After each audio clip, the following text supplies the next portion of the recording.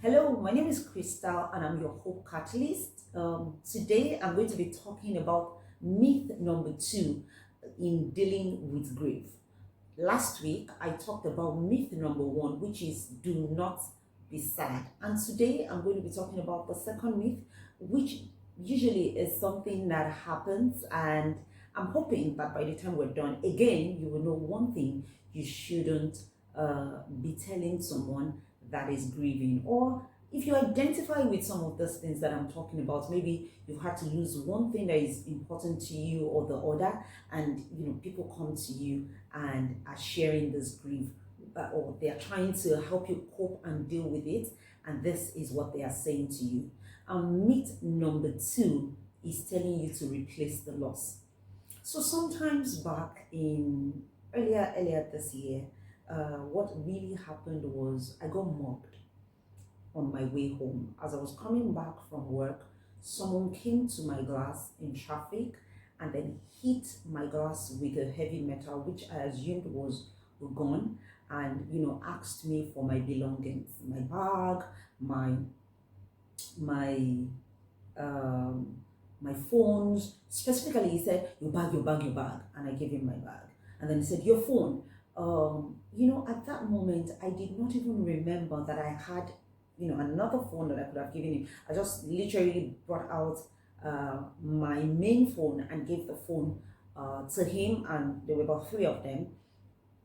And in that instance, it wasn't just the things that it took away. I hit the car by my side, and literally, I lost control of everything. And so, um, I was able to manage and drive home. And when I got home, tried to relate the news to my family and started trying to reach out to get my SIM back and all of that. And a couple of people told me, "Oh, it's just a phone. You can always get back your phone. At least you did not lose your life."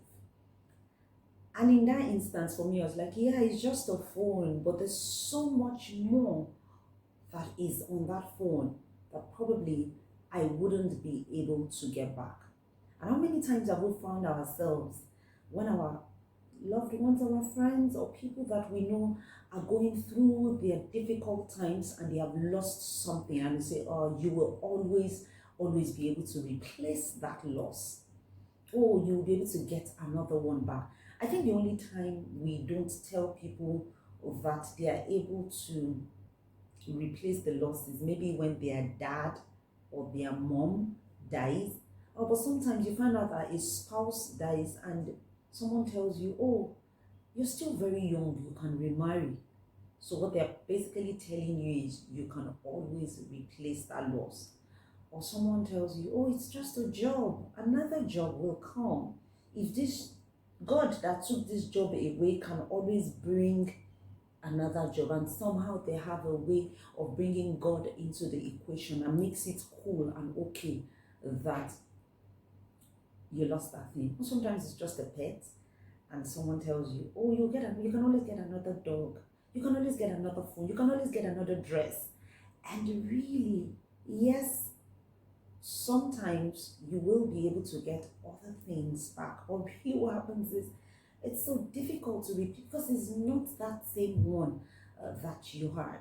So it will be good for you to quit telling people you can always replace the loss, because everything is unique to us and it's so difficult for us. So, yes, I've gotten another phone back, but I've not been able to get all the features of the things that I used to have on that phone. In fact, I lost some things permanently, and it's so painful because I'd gotten so used to that particular phone. And I can tell you on and on a lot of other things.